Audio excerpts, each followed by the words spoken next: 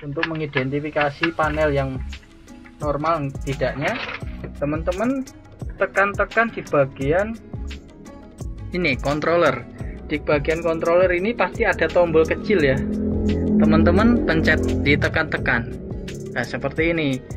Nah, ini ada lampu yang mati satu ya. Tuh, ini mati satu.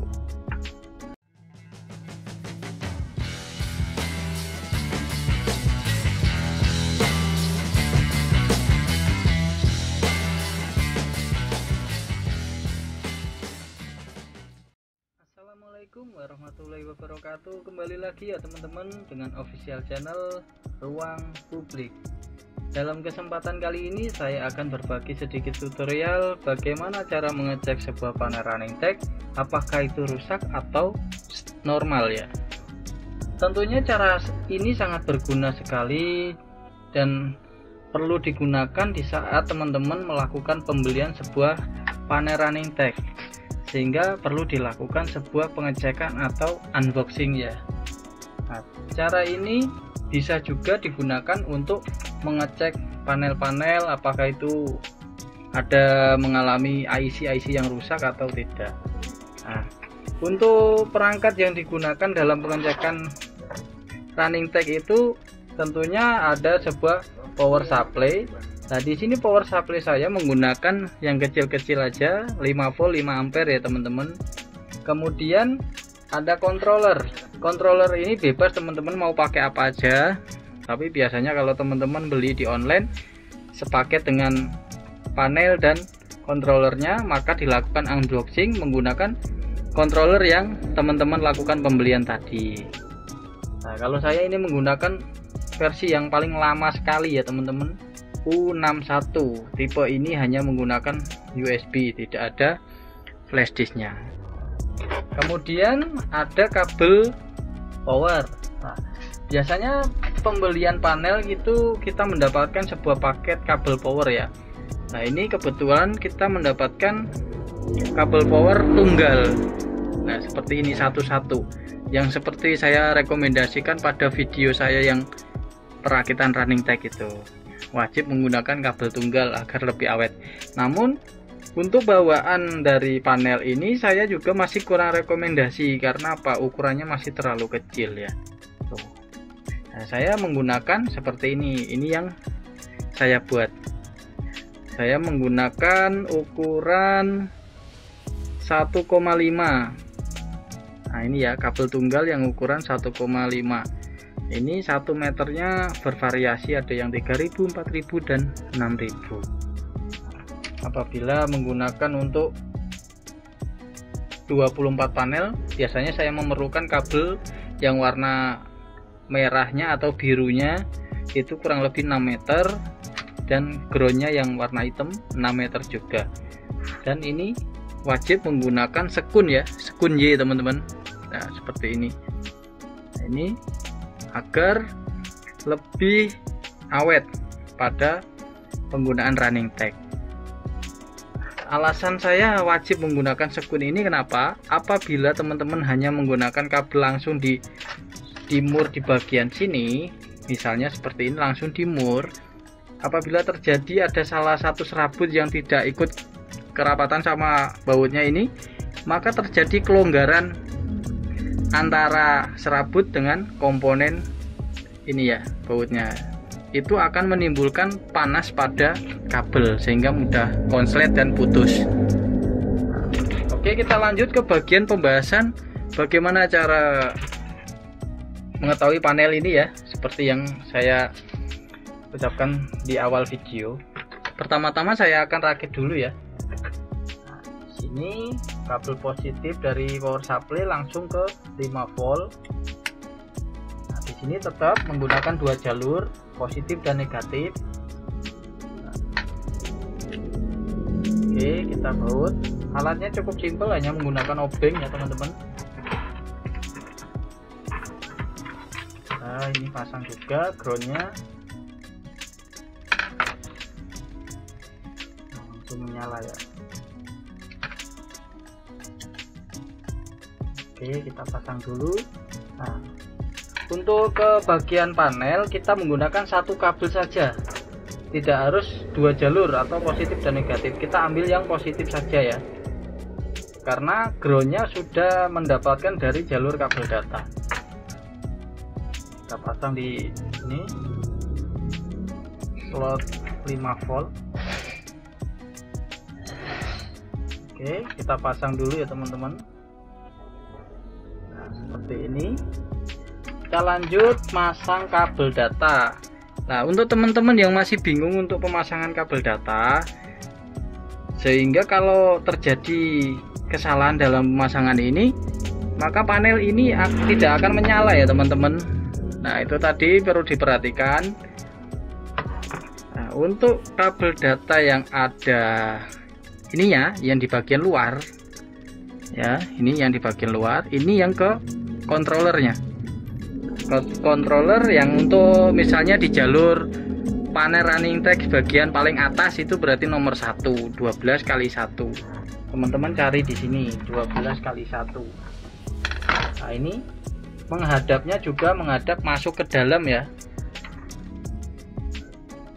Oke, setelah sudah, cara pengetesannya itu teman-teman jangan sampai kebalik antara ini.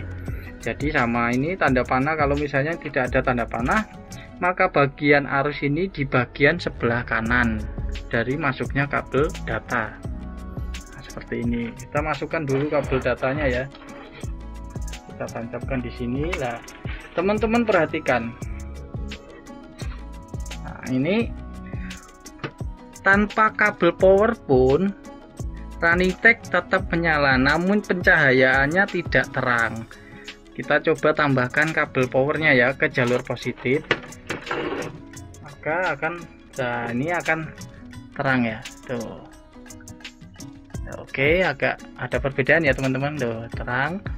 Nah, ini bisa juga dijadikan analisa apabila terjadi running tag mati, sehingga teman-teman apabila memiliki running tag yang mati, teman-teman perhatikan, misalnya matinya setengah.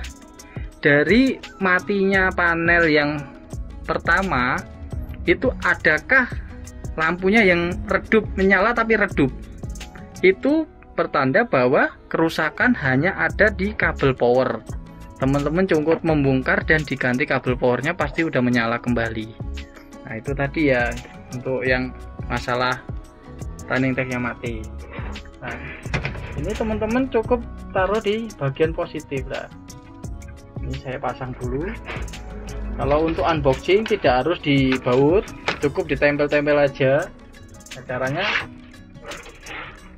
biar saya nggak repot, saya pasang aja ini. Nah, untuk mengidentifikasi panel yang normal tidaknya, teman-teman tekan-tekan di bagian ini controller. Di bagian controller ini pasti ada tombol kecil ya, teman-teman pencet, ditekan-tekan. Nah, seperti ini. Nah, ini ada lampu yang mati satu ya. Tuh, ini mati satu. Nah, inilah kelebihan dari tipe DIP.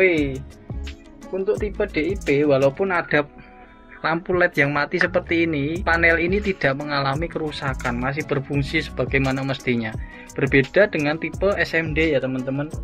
Apabila ada mati satu seperti ini, maka akan bermasalah di satu papan seperti ini, karena untuk panel sendiri itu per blok ya, ada IC-nya. Ini per blok sini. Apabila ada mati, misalnya panel teman-teman matinya cuma setengah gini, nah, itu berarti IC-nya yang bagian sini rusak. Itu kalau beli harganya bervariasi, ada 10.000, ada 20.000, bermacam-macam. Namun IC-nya tetap sama ya teman-teman, untuk tipe DIP, untuk tipe apapun. Nah, itu sama. Nah, jadi untuk mengecek ini panel normal tidaknya, itu teman-teman ditekan-tekan bagian ini, tombol yang ada di controller. Tekan-tekan, ini berarti berfungsi dengan baik seperti ini ya. Oke, teman-teman perhatikan. Oke, nah tombol ini juga digunakan di saat teman-teman lupa sandi password pada wifi-nya. apabila teman-teman terjadi lupa pada password ini, cara resetnya juga seperti ini. Teman-teman ditekan terus, misalnya ini di bagian awal dulu ya.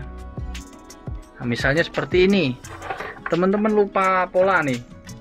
Nah, teman-teman tekan terus, jangan dilepas, tekan terus. Tapi kabel yang ada di masuk ke listrik itu teman-teman dicabut.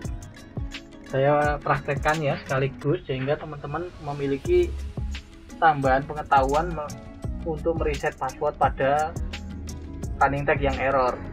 Pertama-tama teman-teman tekan terus, lalu kabel yang menuju ke listrik dicabut atau dimatikan.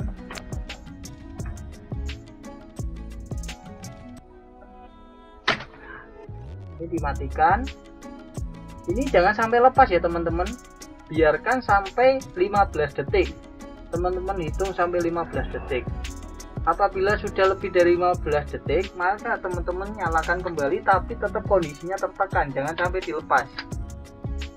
Nah, seperti ini dibiarkan terus sampai menyala.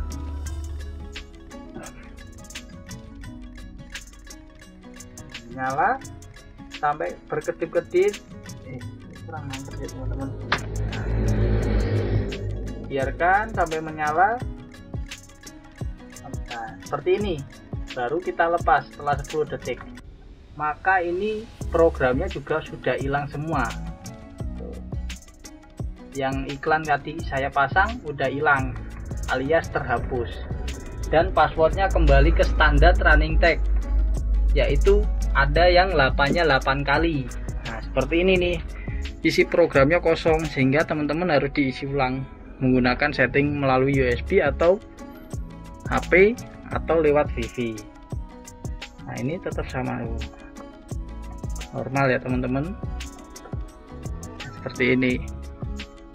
Oke ya teman-teman, itu tadi seputar tutorial yang bisa saya berikan untuk pengetesan panel itu normal atau tidaknya, terus cara memasang kabel datanya yang benar yang bagaimana, terus kemudian mereset password pada controller saya juga jelaskan. Nah, perangkat ini teman-teman wajib punya apabila memiliki usaha atau membuat sebuah running tag, sehingga apabila terjadi pembelian yang barang rusak bisa dikomplain ke pihak resellernya. Apabila teman-teman suka dengan channel saya ini, tetap dukung terus, jangan lupa klik like, komen, subscribe. Jangan lupa nyalakan loncengnya agar tidak ketinggalan video-video terbaru pada channel saya ini. Oke ya teman-teman, saya undur diri. Wassalamualaikum warahmatullahi wabarakatuh.